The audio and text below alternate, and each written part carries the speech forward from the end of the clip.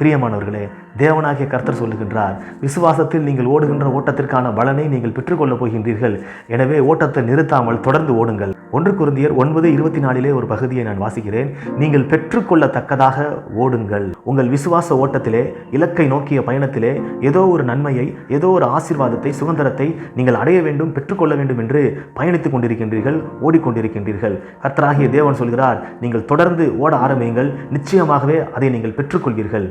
ஏனென்றால் உங்கள் ஓட்டத்திற்கான ஜெயத்தை கர்த்தராகிய இயேசு கிறிஸ்து ஏற்கனவே உங்களுக்கு கொடுத்து விட்டார். வசனம் சொல்கிறது, நம்மில் அன்பு கூறுகிறவராலே நாம் முற்றும் ஜெயம் கொள்கிறவர்களாக இருக்கிறோம். ஆக ஜெயத்தை கர்த்தராகிய இயேசு கிறிஸ்து ஏற்கனவே உங்களுக்கு கொடுத்து விட்டார்.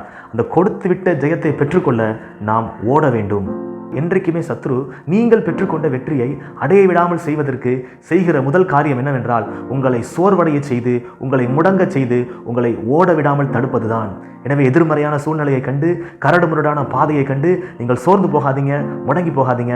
தொடர்ச்சியாக நீங்கள் ஓடிக்கொண்டே இருங்கள். உங்கள் எய்மை, உங்கள் ஆம்பிஷனை, உங்கள் கோலை, உங்களுடைய இலக்கை, உங்களுடைய டார்கெட்டை நிச்சயமாக நீங்கள் அடைந்தே தீருவீங்க. ஏசபேலின் வார்த்தையை கேட்டு எலியா சூறை செடியின் கீழே சோர்ந்து போய் முடங்கி கிடந்தது போல நீங்களும் முடங்கி கொண்டிருக்கின்றீர்களா?